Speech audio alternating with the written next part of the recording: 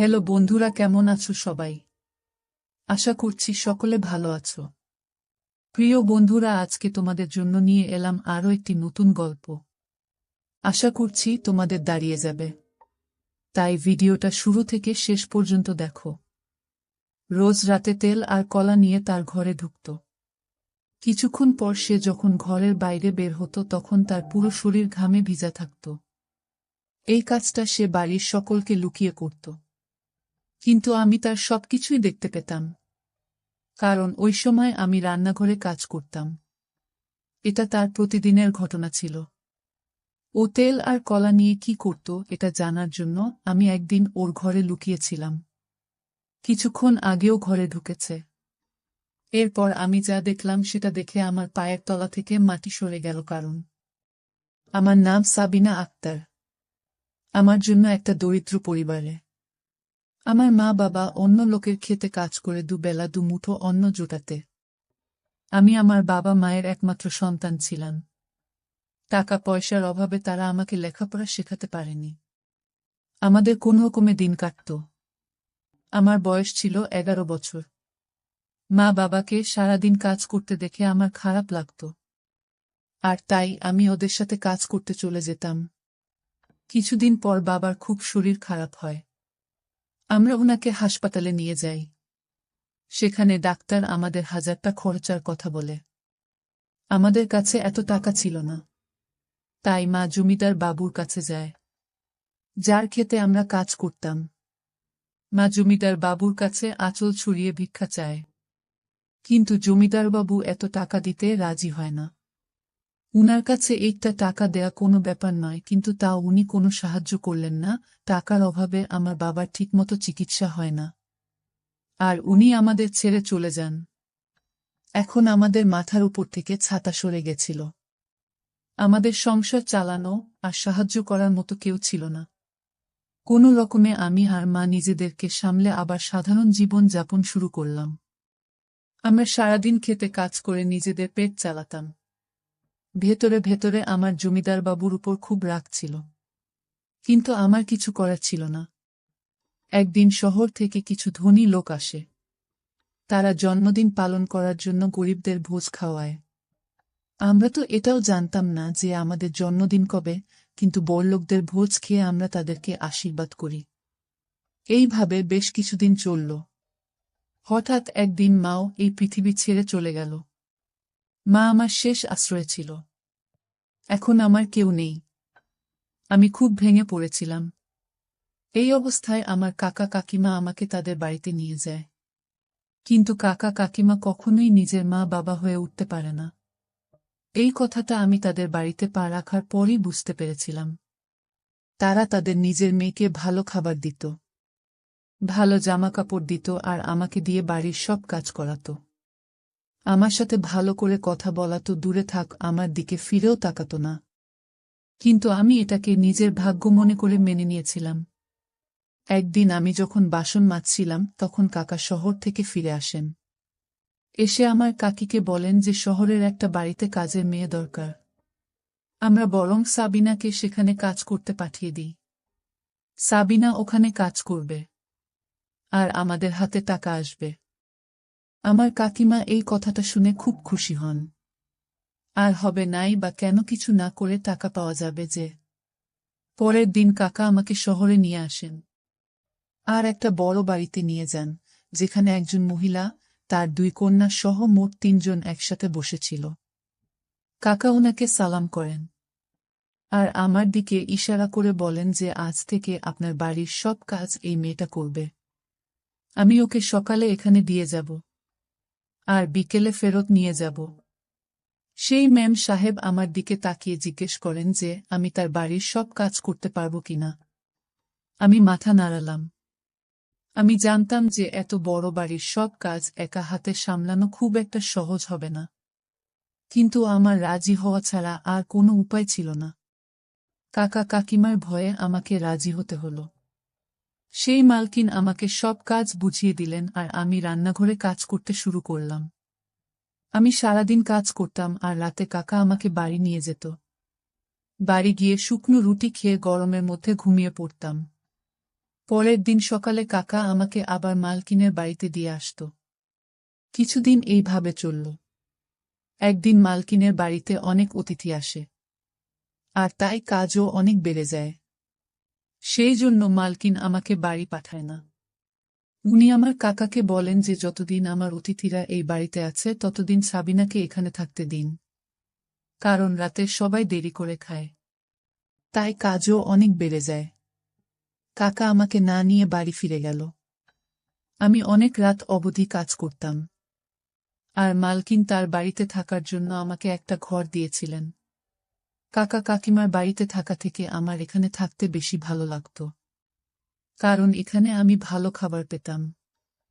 আমার শোবার ঘরে পাখা ছিল, তাই আমাকে আর গরমের মধ্যে ঘুমাতে হতো না। কিন্তু আমি যখনই মালকিনকে তার মেয়েদের সাথে দেখতাম তখনই আমার নিজের মায়ের কথা মনে পড়ে যেত। এইভাবে কয়েকটা দিন কেটে গেল।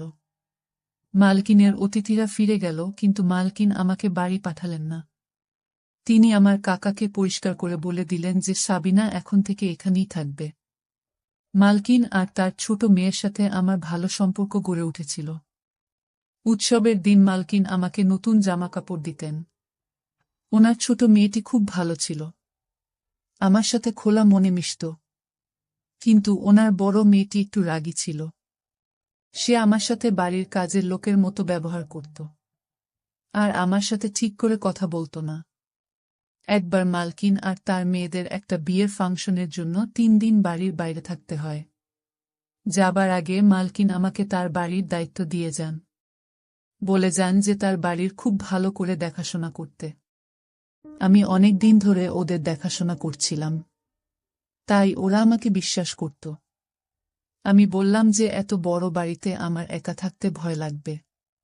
তাই মালকিন আমার কাকাকে ডেকে পাঠান আর বলেন এই 3 দিন আমার সাথে এই বাড়িতে থাকতে।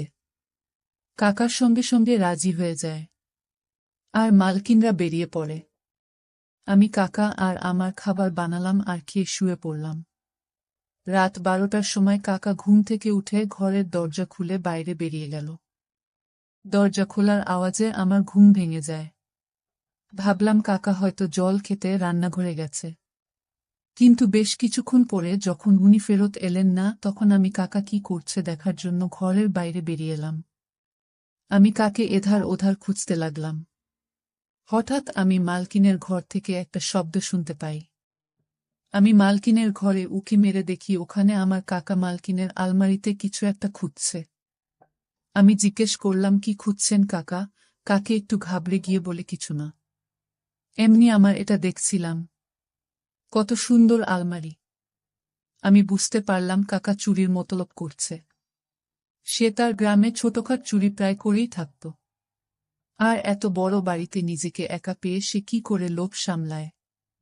কিন্তু আমি চাই না কাকা এরকম কিছু করুক, কারণ আমি মালকিনের বিশ্বাস ভাঙতে চাই না। তারপর থেকে আমি কাকার উপর সারাক্ষণ নজর রাখতাম। আমি কখনো তাকে একা ছাড়তাম না। রাতে ভালো করে ঘুম হতো না। এইভাবেই 3 দিন কেটে গেল, আর মালকিন আর তার মেয়েরা বাড়ি ফিরে এলো। ওরা ফিরে আসার পর কাকা বাড়ি ফিরে গেল। মালকিন আমার জন্য কিছু জামাকাপড় নিয়ে এসেছিল, যেগুলো পেয়ে আমি খুব খুশি হলাম।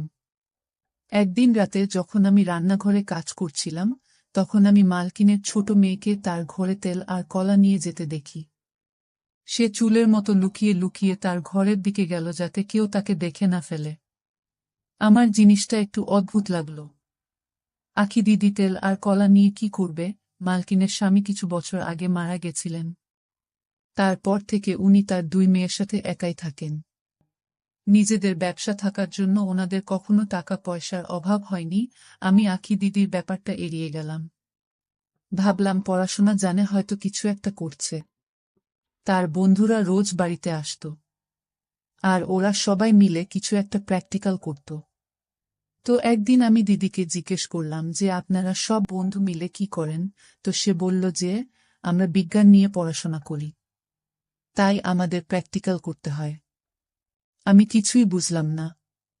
আমি তো কোনো দিন স্কুলে যাইনি, তাই পড়াশোনার ব্যাপার আমি কি করে বুঝব? তাই জন্য আমি আখি দিদির তেল আর কলা নিয়ে যাওয়ার ব্যাপারে বেশি মাথা ঘামাতাম না। বাড়ির সকলের খাওয়া হয়ে যাওয়ার পর আমি বাসন মাজতাম আর রান্নাঘরটা পরিষ্কার করতাম। এর মধ্যে দিদি ফ্রিজ থেকে কলা বের করত আর একটা পাত্রে তেল ঢেলে নিজের ঘরে নিয়ে চলে যেত। এখন এটা রোজকার ব্যাপার হয়ে গেছিল। আমার ঘরটা দিদির ঘরের একদম সামনে ছিল। মাঝরাতে দিদির ঘর থেকে বের হতো আর নিজের হাত ধুত। তার গোটা গা ঘামে ভিজে থাকত। মাঝে মাঝে যখন আমার ঘুম আসত না, তখন আমার এসব চোখে পড়ত। রোজ আমি এসব দেখতে পেতাম না, কারণ যখন সে বাইরে আসত আমার চোখ লেগে যেত। এখন আর এই জিনিসটা আমার পড়াশোনার বিষয় মনে হচ্ছিল না, মনে হচ্ছিল অন্য কিছু। কারণ দিদি যদি প্র্যাকটিক্যালের জন্য কলা আর তেল নিয়ে যেত, তাহলে লুকিয়ে লুকিয়ে কেন নিয়ে যেত? আর রোজ কেন নিয়ে যেত? সারাদিন আমার মাথায় এটাই ঘুরত যে দিদি তার ঘরে কি এমন করে। আমি মালকিনের সাথে এই ব্যাপারে কথা ভাবলাম। একদিন আমি মালকিনের ঘরে গেলাম আর দেখলাম উনি ফোনে কারো সাথে কথা বলেছেন। তাই আমি কিছু না বলে ওখান থেকে চলে এলাম। তারপর আমি ভেবে দেখলাম যে মালকিনকে বললেন শুধু শুধু বাড়িতে ঝামেলা হবে। তাই আমি ছেড়ে দিলাম আর এই ব্যাপারটা নিয়ে মাথা ঘামানো বন্ধ করে দিলাম। একদিন আমার রাতে ঘুম আসছিল না। আমার মায়ের কথা খুব মনে পড়ছিল। আমি দেখি আখি দিদি তার ঘর থেকে বের হলো। তার চোখে জল এসে যাচ্ছিল। আমি ঘর থেকে বেরিয়ে এসে দিদিকে জিজ্ঞেস করলাম, আপনি কাঁদছেন কেন? দিদি প্রশ্নটা এড়িয়ে যায় আর বলে, কিছু না, তুমি গিয়ে শুয়ে পড়ো। এই বলে সে তার ঘরে চলে গেল। আমার এই চিন্তায় সারারাত ঘুম হলো না। ভাবতে লাগলাম যে কি এমন হলো যে সব সময় হাসিখুশি থাকা আখি দিদি এত রাতে কাঁদতে কাঁদতে ঘর থেকে বেরিয়ে এলো। সারাদিন আমার মাথায় একটাই চলতে লাগলো, আখি দিদির তেল আর কলা নিয়ে ঘরে যাওয়া, মাঝরাতে ঘর থেকে বেরিয়ে এসে হাত ধোয়া, সারা ঘামে ভিজে থাকা, তারপর এক রাতে কাঁদতে কাঁদতে ঘর থেকে বেরিয়ে আসা। আর সবথেকে বড় কথা, এসব কাজ লুকিয়ে করা। আমার কোনোটাই স্বাভাবিক মনে হলো না। আমার দিদির উপর সন্দেহ হয়। ও কোনো খারাপ কাজ করছে না তো? পরের দিন দিদি কলেজে চলে যায় আর বড় দিদিও তার কলেজে যায়। তখন আমি মালকিনকে চা দিতে গেলাম আর ভাবলাম যে আখি দিদির ঘরটা একবার খুঁজে দেখি। দুপুরবেলা যখন মালকিন ঘুমিয়ে পড়ে, তখন আমি আছি দিদির ঘরে যাই। কিন্তু ঘরে তো সেরকম কিছুই পেলাম না। সব জিনিস ঠিকভাবে রাখা ছিল। আমি বেরিয়ে এসে ভাবতে লাগলাম যে আসল ঘটনাটা কি। তখনই নাকি দিদিমার বড় দিদি কলেজ থেকে ফিরে আসে। আমি তাদের জন্য খাবার বানিয়ে দিলাম, কিন্তু আখি দিদি খেতে চাইল না। সকালেও সে ঠিক করে জল খাবার খায়নি। আমি অনেকবার করে বললাম যে দিদি খাবারটা খেয়ে নাও, কিন্তু সে রেগে যায় আর আমি চুপ করে যাই। কিছুক্ষণ পর আমি ভাবলাম যে দিদিকে একবার জিজ্ঞেস করি তার কি হয়েছে, কিন্তু তারপর মনে হলো যদি সে রেগে যায়, আমার আখি দিদির জন্য চিন্তা হয়। আমি যবে থেকে এই বাড়িতে এসেছি, দিদি একবারও আমাকে বুঝতে দেননি যে আমি বাড়ির কাজের মেয়ে। সে আমায় কাকা কাকিমার থেকে অনেক বেশি যত্ন করেছে। কিছুক্ষণ পর আমার মাথায় একটা বুদ্ধি আসে। আমি যদি আজ রাতে আখি দিদির ঘরে লুকিয়ে থাকি, তাহলে আমি সবটা জানতে পারব। আমি রাতে সবাইকে খেতে দিলাম, কিন্তু নিজে কিছু না খেয়ে দিদির ঘরে গিয়ে একটা কোণায় লুকিয়ে পড়লাম। আমি এমন সময়ে তার ঘরে ঢুকলাম যখন সে রান্নাঘরে তেল আর কলা নিতে গিয়েছিল। আমি লুকিয়ে লুকিয়ে দেখলাম যে দিদি তার ঘরে এলো আর ঘরের পেছনের দরজাটা খুলে দিল। আমার মনে পড়ল সেই দিন যখন আমি দিদির ঘরে এসেছিলাম, তখন এই দরজাটা আমার চোখে পড়েনি। হয়তো দরজাটার সামনে পর্দা লাগানো ছিল, তাই আমার চোখে পড়েনি। তারপর আমি দেখলাম যে দিদি ওই দরজা দিয়ে একটা মানুষকে ভিতরে ঢোকালো। আর তারপর যেটা হলো সেটা দেখে তো আমার পায়ের তলা থেকে মাটি সরে গেল। তখন হঠাৎ আমার হাতে চিন্তার, যেটা আমার মা মেলা থেকে আমায় কিনে দিয়েছিল, সেটা খুলে মাটিতে পড়ে যায়। সেই আওয়াজটা শুনে দিদি মনে হলো যে তার ঘরে আরও কেউ আছে। সে উঠে তার ঘরটা খুঁজে দেখতে লাগল, আর তখনই একটা কোণায় সে আমাকে দেখতে পেল। দিদি আমাকে দেখে ঘাবড়ে গেল আর রেগে গিয়ে বলল, তুমি এখানে কি করছো? এইভাবে লুকিয়ে আছে কেন? দিদির রাগ দেখেই আমি একটু ভয় পেলাম। বললাম, আমাকে ক্ষমা করবেন দিদি। আমি কোনো খারাপ উদ্দেশ্য নিয়ে এই ঘরে আসিনি। আমার আপনার জন্য চিন্তা হচ্ছিল। কারণ আজকাল আপনি ঠিক করে খাবার খান না। আর সেই দিন আপনি কাঁদতে কাঁদতে ঘর থেকে বেরিয়েছিলেন। তারপর আখি দিদি আমাকে সবটা খুলে বলল। সে কোনো ভুল কাজ করছে না, বরং একটা মানুষের উপকার করছে। দিদি ওই লোকটার দিকে ইশারা করে বলে তিনি আমার দাদু হন। আমার বাবা মারা যাওয়ার পর আমার মা ওনাকে বাড়ি থেকে বের করে দিয়েছিল। তারপর থেকে উনি একটা মসজিদে থাকেন। কিন্তু আমি এটা সহ্য করতে পারতাম না। আমি এই ব্যাপারে মায়ের সাথে কথা বলার চেষ্টা করেছিলাম, কিন্তু মা আমাকে খুব বকা দিয়েছিল। তাই আমি একটা প্ল্যান বানাই। আমি রাতে দাদুকে আমার ঘরে নিয়ে আসি, আর সকাল হলে ওনাকে পিছনের দরজা দিয়ে বের করে দিই। আমি দিদিকে জিজ্ঞেস করলাম যে সে তেল আর কলা দিয়ে কি করে। দিদি বলে যে দাদুর লিভারের সমস্যা আছে, তাই সে বেশি খাবার খেতে পারেন না। তাই উনি একবেলা খাবার খান। সকালে কলেজে যাওয়ার সময় আমি ওনাকে খাবার দিয়ে যাই। রাতের বেলা উনি কিছু খান না, তাই আমি ওনাকে ফল খাওয়াতে শুরু করি। আর কলার সব থেকে প্রিয় ফল। তাই আমি রোজ রাতে উনার জন্য কলা নিয়ে আসি। আমি এসব লুকিয়ে করি যাতে মা আর দিদি কিছু জানতে না পারে।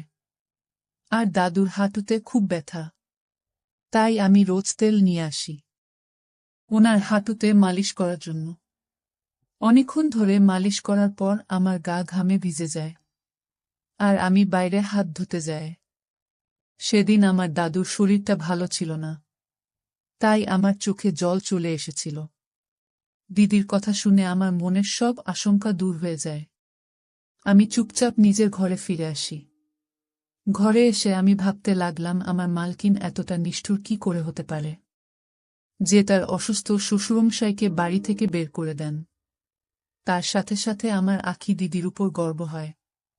আজকালকার দিনে বড় মনের মানুষ খুব একটা দেখা যায় না, আর আখি দিদির মনটা খুব বড় ছিল।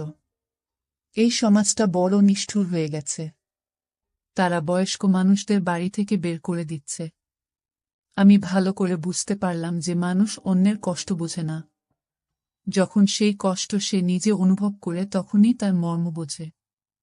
আর বন্ধুরা, এই কাহিনী থেকে আমরা যে শিক্ষা অর্জন করতে পারলাম তা হচ্ছে আমরা চোখের সব সময় যা দেখি তা নিয়ে সন্দেহ করা ঠিক নয়।